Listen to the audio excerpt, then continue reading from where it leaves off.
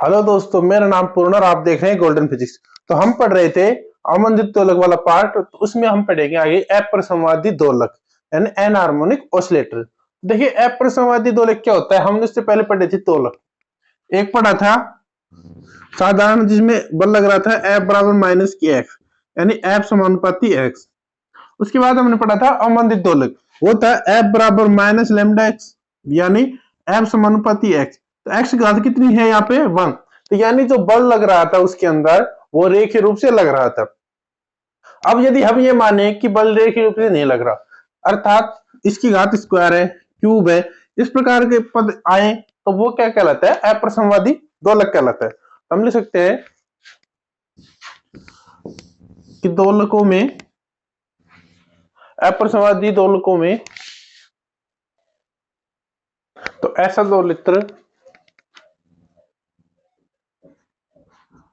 दोलित्र जिसमें बल रेखीय न होकर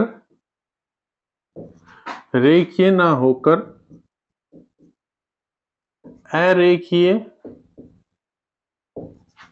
प्रकृति का हो, अरेखीय प्रकृति का हो, तो क्या कहलाता है, अप्रसंवादी दोलित्र कहलाता है। तो दोलक अप्रसंवादी दोलक अप्रसंवादी दोलक कहलाता है।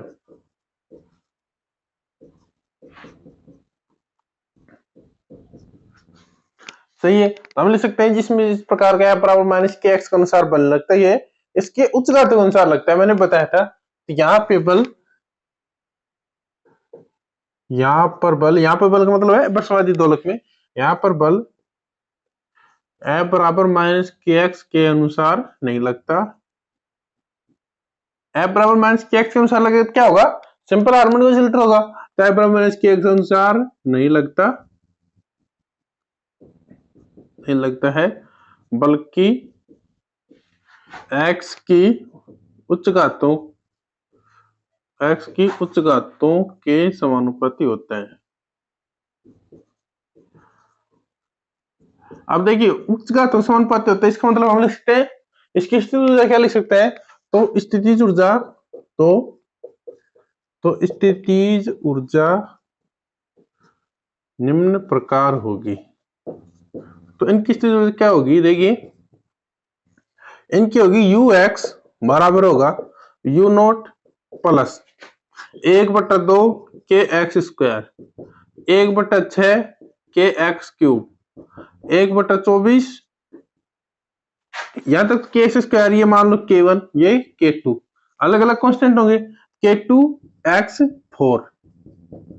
इस प्रकार होगी इनकी स्थितिज ऊर्जा।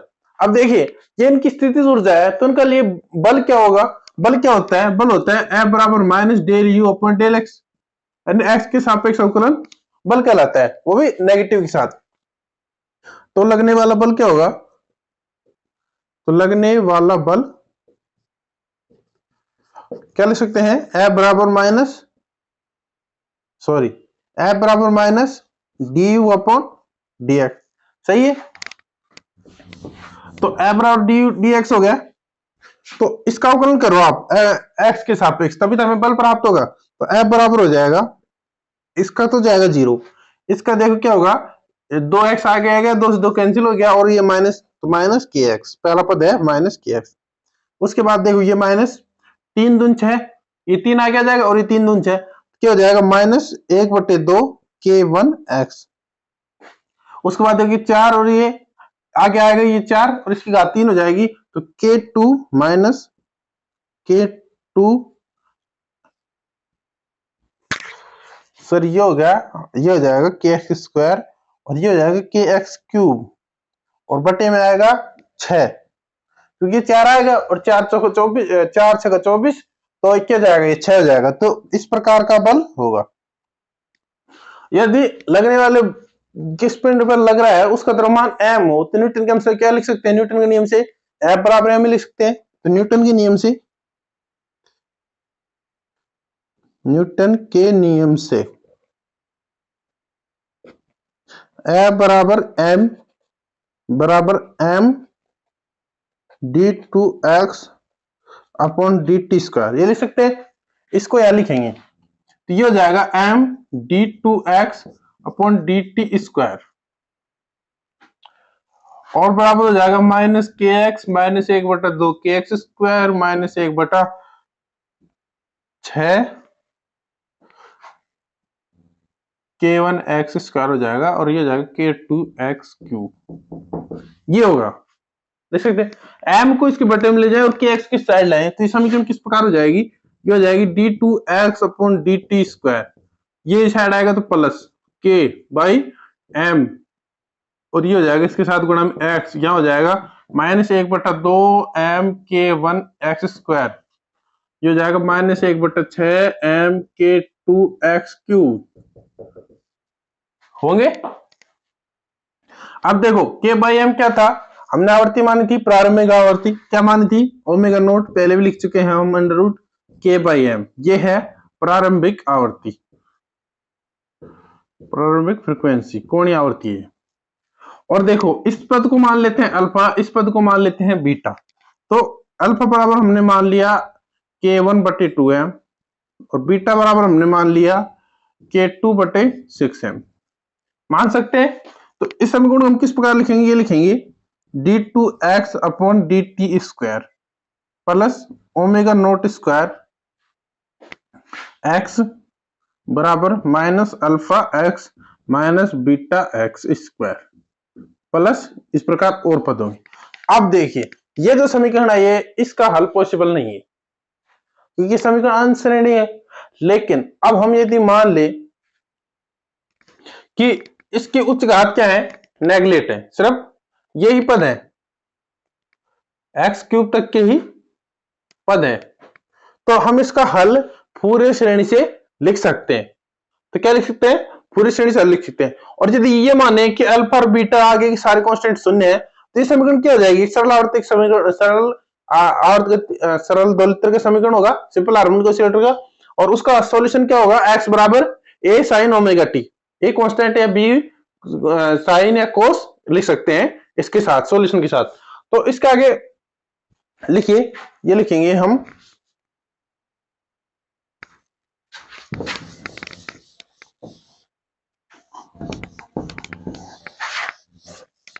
अब देखो लिखिए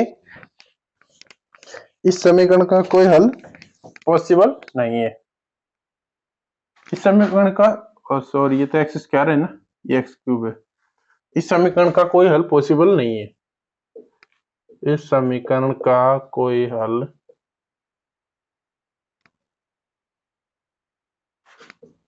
हल संभव नहीं है।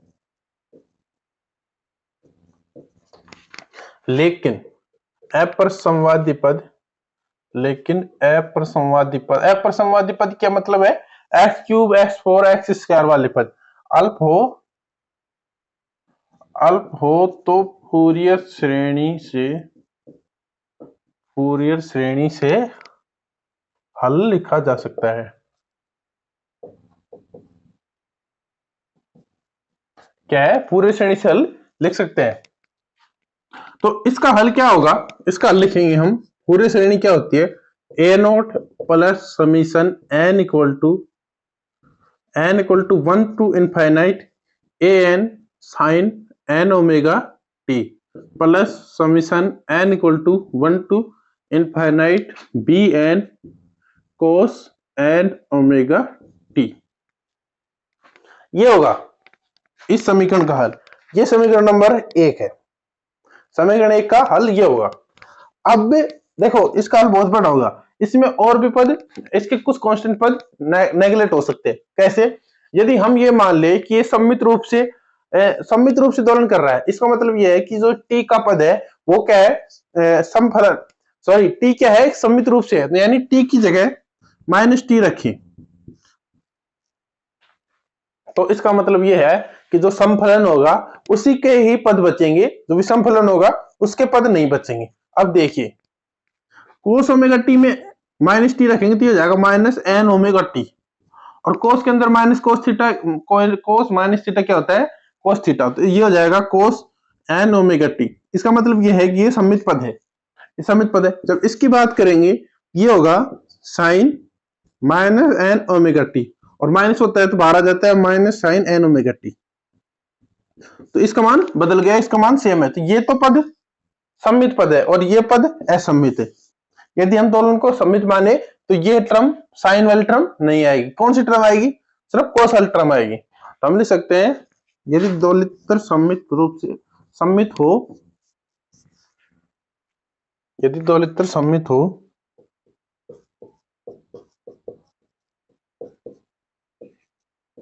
यदि दोलित्र सम्मित हो तो समफलन, तो टी का समफलन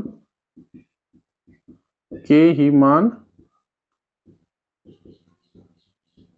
होंगे, अर्थात जा मतलब होता है साइन, साइन के पद नहीं होंगे।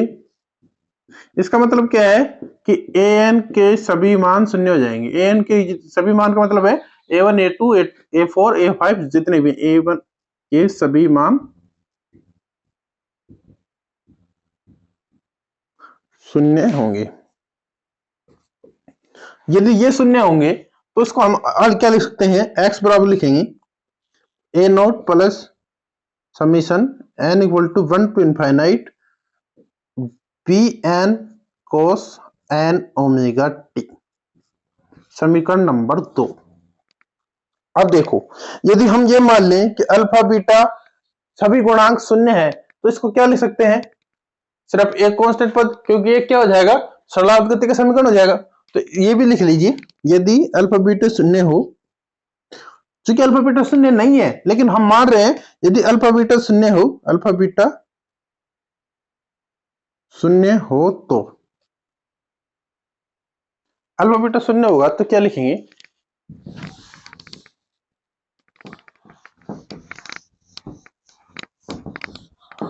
देखिए अल्फा बीटा शून्य है तो इसका मतलब ये है कि ये जीरो दिख रहा है आपको। इसका मतलब ये क्या हुआ? इसका समीकरण का हल क्या होगा? इसका हल होगा b1 cos ओमेगा टी। यही पद आएंगे। इसका मतलब ये हुआ कि जो कांस्टेंट b है उसका मान है। इसका मतलब constant a0 a1 a2 b2 b4 इन सब के मान अल्प है। हम मान सकते हैं अल्फा बीटा शून्य मान है। चूंकि अल्फा बीटा शून्य नहीं है, चूंकि अल्फा बीटा शून्य नहीं है परंतु अल्प माना जा सकता है, परंतु इनको अल्प माना जा सकता है, अल्प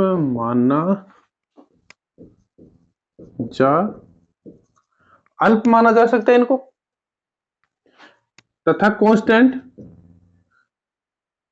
तथा अचर ए note a1 a2 b2 b3 अल्प ही होंगे, अल्प होंगे। ये क्या होंगे? अल्प होंगे। तो क्योंकि b1 अल्प नहीं हुआ, क्योंकि यदि ये जीरो भी हो जाए तो भी b1 आता है। b1 का मतलब है कि एक कांस्टेंट आता है कोस वाला, तो इसका मतलब ये है 1 वाला, तो 1 वाला कौन सा होगा? b1। तो इसका मतलब ये है कि b1 तो जीरो नहीं होगा लेकिन बाकी जीरो हो सकते हैं, अल्प हो सकते हैं। तो हम समीकरण नंबर 2 का हल क्या लिख सकते हैं? तो देखिए इसका मान अल्प हो गया। अब यदि मैं एक्स स्क्वायर की वैल्यू निकालूं यहां से,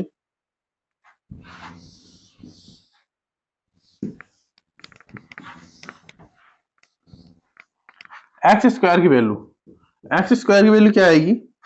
वो आएगी a naught plus summation n equal to 1 to infinite और आएगा आगे b n cos n omega t का स्क्वायर होगा। अब देखिए हमने क्या कहा कि बाकी कांस्टेंट क्या है? अल्प है, यानी उनका स्क्वायर और भी छोटा हुआ तो हम नेगलेक्ट मान सकते हैं। तो एक्स स्क्वायर के लगभग बराबर क्या आ जाएगा? लगभग बराबर आएगा b1 cos square omega T. बाकी पद तो जीरो हो जाएंगे क्योंकि उनका अल्प मान है। इसका मतलब ये है, हम इसे लिख सकते हैं b1 1 plus cos 2 omega T, ये लिख सकते हैं। ये समीकरण नंबर 3। ये हमने स्क्वायर लिखा था, यदि हम क्यूब लिखे तो एक्स क्यूब क्या होगा? एक्स क्यूब होगा a naught plus summation n equal to 1 to infinite b n cos n omega t का क्यूब। तो वही बात, जब स्क्वायर जीरो है तो क्यूब भी जीरो होंगे, तो इसका मतलब ये लिख सकते हैं कि बी वन कोस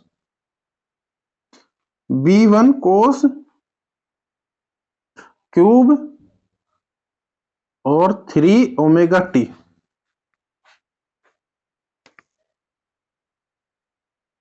थ्री नहीं, सॉरी 1 ही होगा क्योंकि B1 आया है, तो क्यूब ओमेगा टी सही है।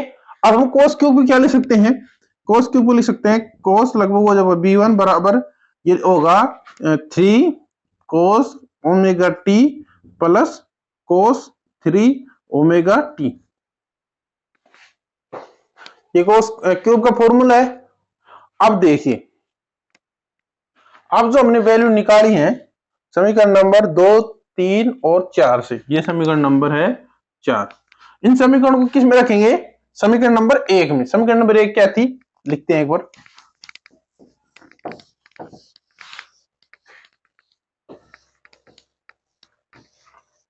देखिए समीकरण नंबर 1 थी d2x upon dt square plus omega naught square x बराबर minus alpha x square minus beta x cube, यही थी। इसके उच्च घातों को हमने क्या मान लिया, नगण्य, और उसके बाद हम क्या लिख रहे हैं, इनके मान। ये समीकरण नंबर 1। तो समीकरण 2, 3, 4 से मान रखने पर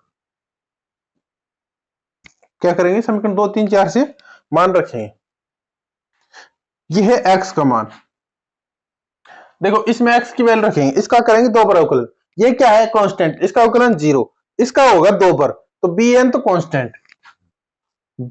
कांस्टेंट, है, इसका होगा 2 पर, एक बार होगा साइन और दोबारा क्या हो जाएगा कोस, इसका तो कोस ही होगा, इसका होगा 2 पर, तो एक बार एन ओमेगा, फिर दोबारा करेंगे फिर से एन ओमेगा, यानी एन स्क्वायर ओमेगा स्क्वायर, साथ में होगा कोस एन ओमेगा टी।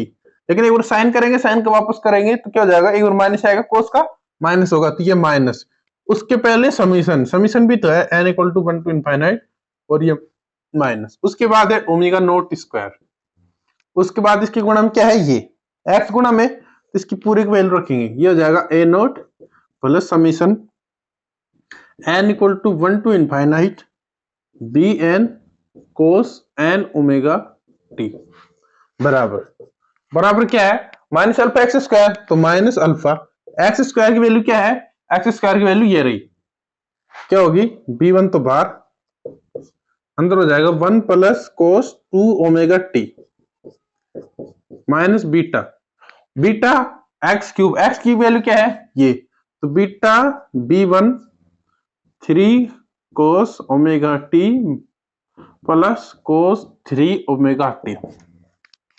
अब देखो ये वैल्यू हमने लिख ली है, अब क्या करना है, हमें करना है इनको कंपेयर, किस किस को, कोस ओमेगा टी, कोस 2 ओमेगा टी और कोस 3 ओमेगा टी और कांस्टेंट पद। तो समीकरण नंबर ये है 5, समीकरण 5 में अचर पद कांस्टेंट कोस ओमेगा टी, कोस 2 ओमेगा टी और कोस 3 ओमेगा टी के पदों की तुलना करने पर, क्या कर रहे हैं हम, तुलना, तो पदों की तुलना करने पर देखिए सबसे पहले करेंगे कांस्टेंट पद का, तो इस साइड क्या होगा, इसमें तो कोई कांस्टेंट पद है नहीं, इसमें होगा ये omega not a not square, omega naught square और ए नॉट बराबर, इस साइड देखिए क्या है, एक तो ये है माइनस अल्फा बीटा 1, और इसमें तो कुछ है ही नहीं, तो ये होगा माइनस अल्फा बीटा 1 नहीं, सॉरी B1, ये समीकरण नंबर 6। दूसरा है कोस ओमेगा टी, तो कोस ओमेगा टी देखिए, जब n बराबर 1 होगा तो ये हो जाएगा B1 n का मान 1 ओमेगा स्क्वायर और ये 1, तो कोस ओमेगा टी का क्या बोलते हैं कांस्टेंट क्या आएगा, एक तो आएगा B1 गुणा में होगा omega square, B1 omega square, यही होगा, साथ में माइनस, इसका तो कांस्टेंट है, सॉरी ये तो पद ही है, इसके तो कंपेयर है गुणांक, इसके साथ ये होगा प्लस ओमेगा नॉट का स्क्वायर 1 रखेंगे तो ये हो जाएगा b1 cos ओमेगा टी, तो साथ में गुणा ये हो जाएगा b1, साथ में क्या गुणा होगा b1, और इस साइड इसका क्या गुणांक होंगे, देखिए एक तो ये है cos 2 ओमेगा टी, इस साइड है ये cos 3 ओमेगा टी, ये है सिर्फ एक cos ओमेगा टी, इसका गुणांक क्या हो जाएगा -3 बीटा और b1, समीकरण नंबर 7। आगे पद इस साइड लिख रहा हूं, cos ओमेगा टी का हो गया 2 ओमेगा टी का हो गया, हाँ ओमेगा टी का लिखा है अभी हमने, 2 ओमेगा 2 का नहीं लिखा। देखिए 2 ओमेगा का करेंगे तो n का मान क्या लिखेंगे 2, तो n का मान 2 लिखेंगे तो ये हो जाएगा b2, ये हो जाएगा ओमेगा स्क्वायर और ये cos 2 ओमेगा 2, तो यहां से लिख सकते हैं -b2 और ओमेगा स्क्वायर, इसका गुणा किया, इसके साथ ये लिखेंगे omega naught square, sorry plus omega naught square plus omega naught square, इसका गुणा क्या हो जाएगा ओनली b2, इसके साथ गुणा में b2, ये b2 बराबर इस साइड क्या होगा cos 2 ओमेगा टी का, ये तो 3 है, ये ओमेगा है, ये है सिर्फ एक, कौन सा minus alpha b1, minus alpha b1, minus alpha b1, ऐसे देखो b2 कॉमन भी आ सकता है इसमें, और ये बचेगा समीकरण omega square minus omega naught square बराबर माइनस अल्फा b1। इसी प्रकार कंपेयर कर सकते हैं किसका, cos 3 ओमेगा टी का कर सकते हैं, तो इस साइड क्या हो जाएगा b3 ओमेगा स्क्वायर, इस साइड होगा b3 ओमेगा स्क्वायर, इसमें क्या होगा plus omega naught square b3, और इस साइड क्या होगा cos 3 ओमेगा टी का, ये 2 है, ये कांस्टेंट है, ये 1 है, ये है 3 का, माइनस बीटा b1, ये समीकरण नंबर हो जाएंगी, ये 7 थी, ये 8 और ये 9। अब देखो समीकरण नंबर 7 से, समीकरण नंबर 7 से, समीकरण 7 से हम इतना क्यों कर रहे हैं, क्योंकि हमें निकालना है x की वैल्यू और फ्रीक्वेंसी की वैल्यू और आवर्तकाल की वैल्यू। आवर्तकाल क्या होता है t बराबर 2 पाई अपन ओमेगा, और ओमेगा की वैल्यू निकालेंगे समीकरण नंबर 7 से, क्योंकि 6 में थे नहीं, 6 में तो ओमेगा नॉट स्क्वायर है, 7 से निकालेंगे हम ओमेगा की स्क्वायर की वैल्यू। तो देखो 7 क्या है, 7 है minus b1 omega square plus omega naught का स्क्वायर b1, और इस साइड है -3 बीटा b1। देखो दोनों साइड b1 है, दोनों साइड b1 और b1 कैंसिल, ओमेगा स्क्वायर की साइड ले रहा हूं 3 बीटा की साइड, तो ओमेगा स्क्वायर बराबर क्या हो जाएगा ओमेगा नॉट का स्क्वायर प्लस 3 बीटा, तो ओमेगा बराबर क्या हो जाएगा omega naught square plus 3 beta का रूट, सही है। ओमेगा की वैल्यू क्या आएगी, यही आएगी,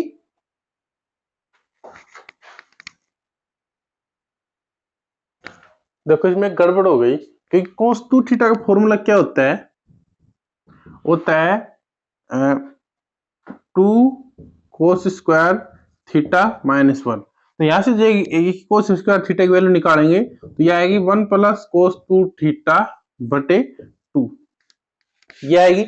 इसका मतलब ये हुआ कि जो हमने एक्स स्क्वायर की वैल्यू रखी थी उसमें 1/2 रह गया, यानी इसमें बीटा बाई 2 आएगा, ये गड़बड़ हो थोड़ी सी, और इसका स्क्वायर होगा तो ये भी स्क्वायर हो जाएगा, इसकी क्यूब होगी तो ये भी क्यूब होगी, और इसके साथ 4 भी आएगा, क्योंकि उसमें 2 आता है उसमें 4 आता है, तो ये गड़बड़ हो गई, जहां अल्फा है वहां बाई 2 कर लो, जब बीटा है वह बाई 4 कर लो, अल्फा है बाई 2 बीटा की जगह 4, और इसके साथ अल्फा के साथ जो स्क्वायर है गुणांक में वो स्क्वायर होगा, और जो बीटा के साथ वो क्यूब होगा, थोड़ी सी गड़बड़ हो गई है, देखो ये हो जाएगा क्यूब, ये होगा क्यूब, इसको हम करते हैं दोबारा से क्यूब की, तो यहाँ से हम दोबारा कर लेते हैं एक बार। P1 कैंसिल हो जाएगा और ये बी स्क्वायर बचेगा। तो यहाँ से हम लिखेंगे minus omega square plus omega naught का स्क्वायर, और यहाँ से हो जाएगा 3/4 रहेगा, इक्वल टू जाएगा -3 बीटा B1 का स्क्वायर बाई 4। यहाँ से देखिए ओमेगा स्क्वायर क्या लिख सकते हैं, ओमेगा स्क्वायर की स्टाइल ले जाएंगे, इसको स्टाइल लाएंगे तो ये हो जाएगा omega square plus omega naught square, और ये हो जाएगा 3 बीटा B1 बाई 4 और ये स्क्वायर। अब इसमें स्क्वायर कॉमन लें, sorry omega naught square common ले लें और ओमेगा का रूट लगा दोनों साइड, तो ये हो जाएगा ओमेगा बराबर हो जाएगा अंडर रूट का, नहीं लें तो ये हो जाएगा अंडर रूट का omega naught square plus 3 beta B1 by 4। देखिए इसे लिख सकते हैं ओमेगा नोट स्क्वायर को कॉमन ले लेते हैं पूरे में, तो बाहर आ जाएगा ओमेगा नोट, अंदर बचेगा 1 प्लस 3/4 बीटा B1 का स्क्वायर की घात 1/2। द्विपद पर में क्या लिख सकते हैं, ओमेगा की वैल्यू लिख सकते हैं ओमेगा नोट 1 प्लस एक्स की घात n हो जाएगी। तो हम क्या लिखेंगे, क्या हो गया फोन में, एक मिनट सॉरी, सही है, तो ये हो जाएगा घात गुणा हो जाएगी 1 प्लस 3/8, बाकी घात क्या ले लेंगे नेगलेक्ट, तो बीटा B1 का स्क्वायर ये बाहर आ गया तो ओमेगा नोट हो जाएगी इसके बेटे में ओमेगा नोट स्क्वायर, क्योंकि स्क्वायर को बाहर लिया है हमने, तो ये हो जाएगी ओमेगा की वैल्यू। अब देखिए हम निकालना चाहते हैं इसका आवर्तकाल, तो आवर्तकाल क्या हो जाएगा 2 पाई ओमेगा। जब हम आवर्तकाल लिखेंगे, आवर्तकाल होगा t बराबर 2 पाई बाई ओमेगा, तो 2 पाई बटे omega naught 1 plus 3/8 beta B1 का क्यूब बाई ओमेगा नोट का स्क्वायर, ये होगा। अब देखिए 2 पाई बाई ओमेगा नोट, ये तो क्या होगा टी नोट, इसको ऊपर लिख सकते हैं 1 प्लस 3/8 बीटा B1 की क्यूब बाई ओमेगा नोट के स्क्वायर -1। वही द्विपद पर में क्या लिखेंगे T note 1 minus 3/8 beta B1 का cube by omega naught square. ये तो क्या हुआ 2 लक का आवर्तकाल। और यदि हम विस्थापन लिखना चाहें तो विस्थापन क्या था, विस्थापन था x बराबर a naught plus summation n equal to 1 to infinite an cos